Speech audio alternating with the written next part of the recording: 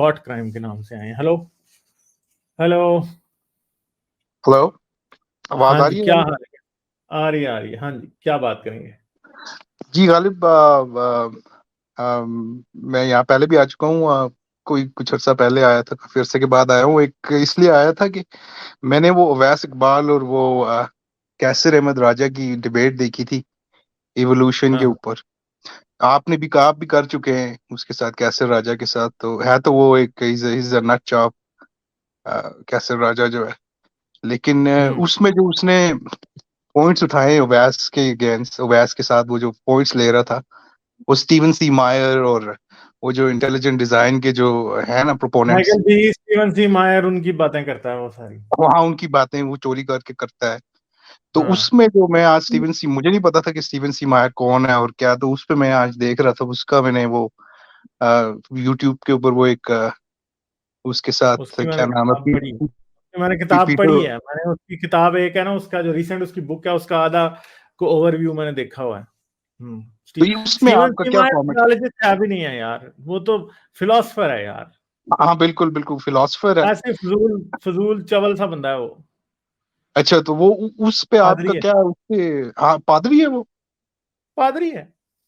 अच्छा, वो Christian background से है। अच्छा, वो पास्टर है। लिटरल पादरी है वो, लिटरल पादरी है।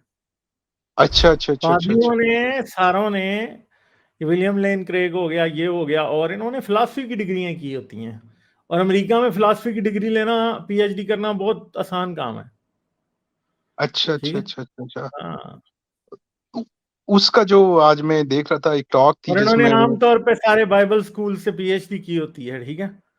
फिलॉसफी में अच्छा अच्छा, वो ऐसे ही चवल होती है। लिबर्टी यूनिवर्सिटी वगैरह और इस तरह से। अच्छा अच्छा हाँ, अच्छा। इस तरह की यूनिवर्सिटी से इन्होंने की होती हैं। अब वो देखना पड़ेगा कि स्टीवन सी मायर ने कहाँ से की है भाई। सही है। हाँ। अच्छा, तो नहीं, उसमें उसने एक पॉइंट उठाया था ना वो आज, वो मैथमेटिकल प्रॉब्लम्स विद डार्विनिज्म के या इवोल्यूशन किस के नाम से वो यूट्यूब पे एक है, उसकी डिस्कशन है उसके साथ। दो तीन उसमें साइंटिस्ट भी बैठे हैं, कंप्यूटर साइंस का है और दूसरा मेरे ख्याल हाँ से हाँ, वो भी। वो मैंने पूरी देखी है यार। वो गप्पे छोड़ रहे हैं उसके अंदर सारी। वो जो प्रोबेबिलिटी की बात करता है वो इसकी कि 1 in a trillion के क्या उसकी है कि वो जीन जो है वो होगी, तो उस पे आपका क्या, उस पे उसका क्या मैं इस पे 10 बार पहले जवाब दे चुका हूं। और कैसर राजा वही फटा हुआ ढोल हमेशा बजाता रहता है। और कैसर राजा ने कभी इस बात के ऊपर कभी बात नहीं की। और मैंने उस डिबेट में ही इसको, मेरे साथ जो उसकी डिबेट हुई थी उसके अंदर ही इस बात का जवाब दे दिया था। मगर वो इतना झूठा बंदा है ना कि वो सिर्फ ये कहता रहता है कि वो इस बात का जवाब नहीं हुआ। और दूसरी बात याद रखेंगे, स्टैटिस्टिक्स की अगर बात करें ना, तो स्टैटिस्टिक्स की बात तो मैं खुद कर चुका हूं।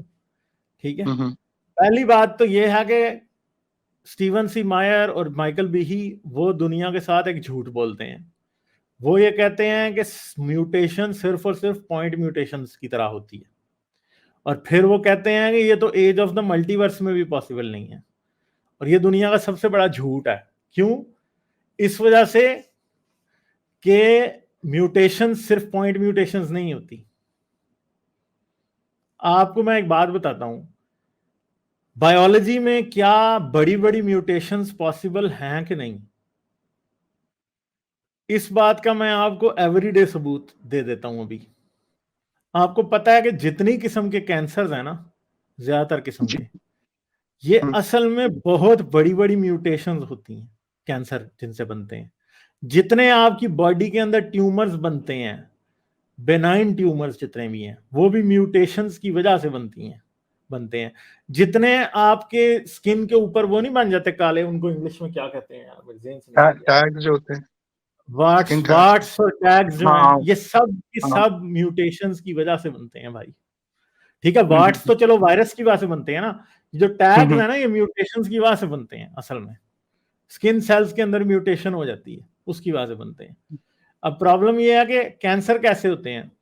कैंसर असल में क्रोमोसोम फ्यूजन और क्रोमोसोम स्प्लिट होने की वजह से और इस तरह की म्यूटेशंस की वजह से होते हैं। सीरियस फ्रेम शिफ्ट म्यूटेशंस जो होती हैं ना, उनकी वजह से कैंसर होते हैं। और कैंसर क्या करता है बॉडी के अंदर?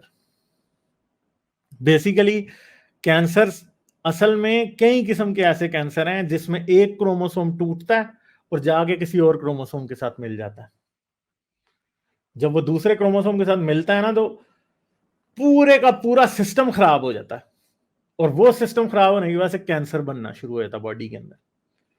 ठीक है, और कुछ कैंसर ऐसे हैं वो बहुत ही कॉमन है, जो कि ये फ्रेम शिफ्ट और क्रोमोसोम फ्यूजन्स की वजह से होते हैं। ठीक है, अब ये कैंसर आमतौर पे बॉडी में क्यों होता है? क्योंकि सोमैटिक सेल्स में ये हो रहा होता है। सोमैटिक सेल्स क्या हैं? आपके लीवर के सेल्स, आपके बोन्स के अंदर बोन मैरो के सेल्स, आपकी आंखों के अंदर सेल्स, आपके स्किन के सेल्स, आपके किडनीज के, हार्ट के, हार्ट में तो खैर कैंसर नहीं होता ना, मगर लंग्स के सेल्स और इस तरह के और बहुत से बॉडी पार्ट्स हैं जिनके सेल्स होते हैं, जिधर लिम्फ नोड्स के सेल्स, जहां पे कैंसर के सेल्स पैदा हो जाते हैं।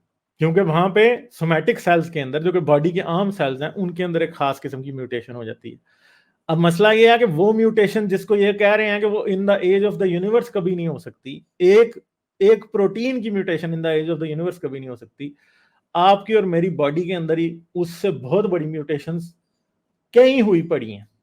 मुझे भी वार्ड्स होंगे, कहीं कहीं जगहों पे मेरे टैग्स होंगे, किसी जगहों पे मेरे जो है ना वो मतलब और मसले हैं, कोई और चीजें हैं, कहीं पे छोटा मोटा कोई बिनाइन ट्यूमर किसी न किसी इंसान को होता है। ये सब म्यूटेशंस ही है ना असल में। ठीक है, वो कह रहा है in the age of the universe नहीं हो सकते, मल्टीवर्स नहीं हो सकते, और हमें ये पता है मेरी बॉडी में ट्यूमर पड़े हैं, बने हुए हैं, ये म्यूटेशन की वजह से हुए हैं। तो वो कितना बड़ा झूठ बोल रहा है कि म्यूटेशन नहीं होती। यार म्यूटेशन तो हुई है ना हमारी बॉडी में, हर जगह हुई है। ठीक है, बिल्कुल। और सामने है हमारे म्यूटेशन।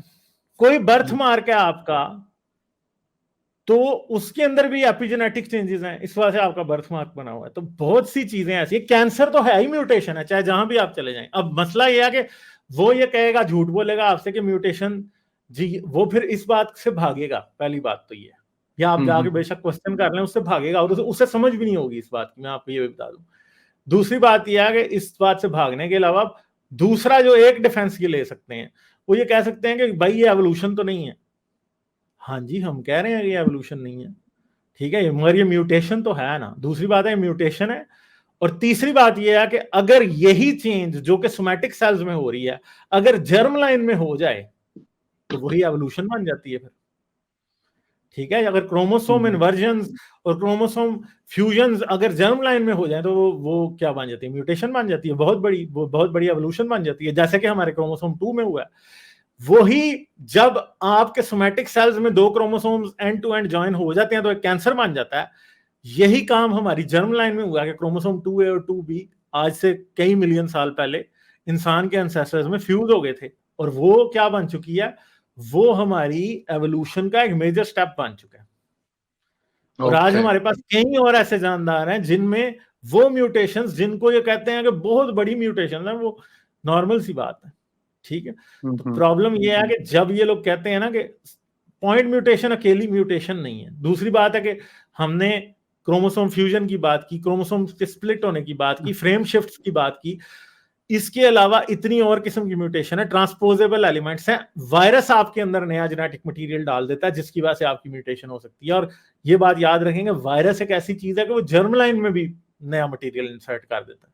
ठीक है, बहुत सी एसटीडीज जो हैं वो लिटरली ऐसी भी होती हैं कि वो जर्म लाइन में इंजेक्ट हो जाती हैं, जैसे मां से बच्चों को HIV हो सकता है। ठीक है, तो ये जो चीजें हैं, खैर ये जर्म लाइन के थ्रू तो नहीं आता, ये वैसे आता है, मगर मेन बात ये है कि थ्योरेटिकली ये पॉसिबल है, और एवोल्यूशन में, हिस्ट्री में हमें नजर आ रहा है कि कई वायरसेस ऐसे हैं जो कि आए हैं जर्म लाइन के थ्रू आए हैं। और दूसरी बात है वो डीएनए के अंदर घुस जाते हैं और वो क्रोमोसोम्स के साथ ही दूसरे शख्स को मिल जाते हैं जो बच्चा पैदा होने वाला होता है। तो इस तरह के हमारे रेट्रो वायरसेस हैं बहुत सारे, जो कि हमारी जर्म लाइन के अंदर मौजूद है। जैसे कि एक स्लीपिंग ब्यूटी वायरस के बारे में मैंने बताया था कि स्लीपिंग ब्यूटी वायरस जो है उसका डीएनए कहाँ है? वो इंसान के डीएनए के अंदर आज घुसा हुआ है। ठीक है, और उस डीएनए के अंदर होने की वजह से इसने क्या किया हुआ है हमारे साथ?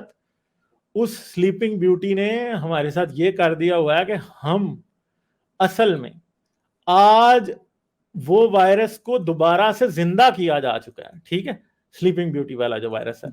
तो ये चीजें हैं जो होती चली आ रही हैं और कभी भी जो है वो रुकी नहीं है, और ये चीजें होती जा रही हैं, आगे भी होती रहेंगी।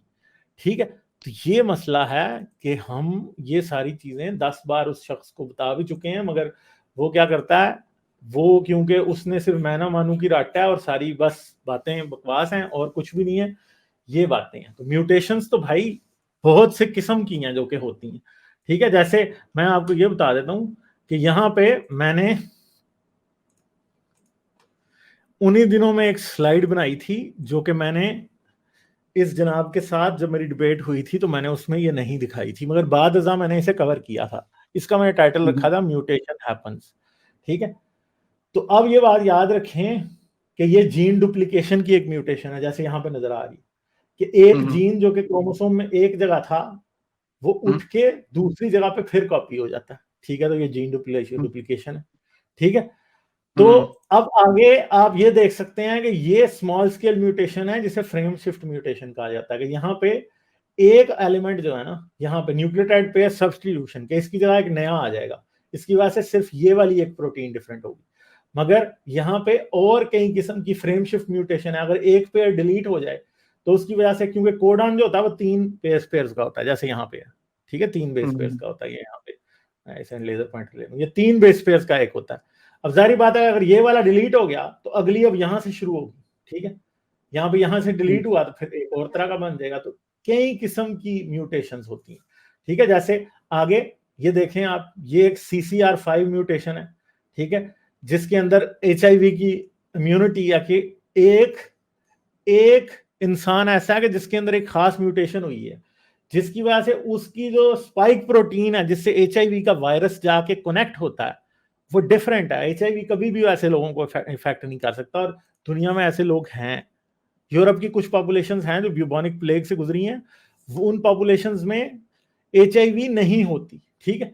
फिर इसके बाद अगर आप ये देखें, ट्रांसपोजेबल एलिमेंट्स हैं, सब्सटीट्यूशन है, इंसर्शन है, डिलीशन है, ये 3 किस्म की डिफरेंट ये पॉइंट म्यूटेशन है, ठीक है। मगर ये भी याद रखेंगे ट्रांसपोजेबल एलिमेंट कैसा है, ट्रांसपोजेबल एलिमेंट है, इसने उठ के जीन के अंदर कहीं भी जाके घुस जाना है, ठीक है। अब देखें ये ट्रांसपोजेबल एलिमेंट्स, फर्ज करें कि ये एक ट्रांसपोजेबल एलिमेंट जो है ना वो 2000 बेस पेयर्स का, तो माइकल बीही के या स्टीवन सी मायर के या जो आपके राजा साहब हैं उनके मुताबिक तो जी ये वाली म्यूटेशन इसको एज ऑफ द यूनिवर्स लगेगी ना, मगर यहां पे हमारा DNA जो है वो टोटली एक म्यूटेशन में 2000 बेस पेयर्स चेंज हो गया। और ट्रांसपोजेबल एलिमेंट्स इससे बहुत बड़े बड़े होते हैं, 10,000 बेस पेयर्स के भी ट्रांसपोजेबल एलिमेंट्स हैं, ठीक है, इतना बड़ा, ठीक है।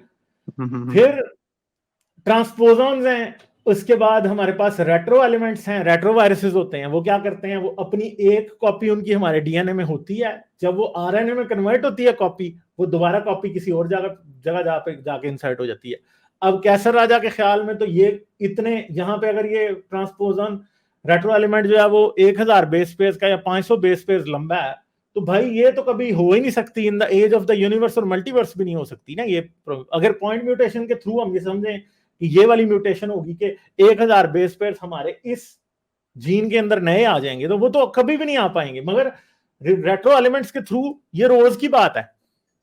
जब रेट्रो वायरसेस किसी जानदार में एक्टिव होते हैं तो उसकी एज में पता नहीं कितनी बार वो दोबारा इंसर्ट हो जाते हैं उसके सोमैटिक सेल्स में, और फिर अगर वो जर्म लाइन में हो जाए तो फिर डेफिनेटली एवोल्यूशन होगी, ठीक है, बदल गया बहुत कुछ।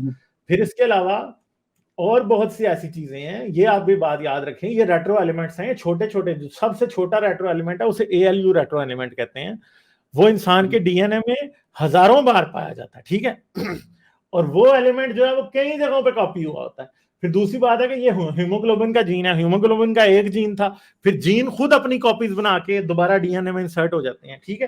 तो ये जो जीन है हमारा, जो हीमोग्लोबिन का जीन है, उसकी हमारे पास 13 कॉपीज हैं, जिनमें से सिर्फ जो एक एडल्ट में 5 कॉपीज जो है वो एक्टिव होती हैं, और 3 और कॉपीज एक्टिव होती हैं, 3 कॉपीज एक्टिव होती हैं एडल्ट में, और 5 कॉपीज तब एक्टिव होती हैं जब बच्चा माँ के पेट के अंदर होता है, ठीक है।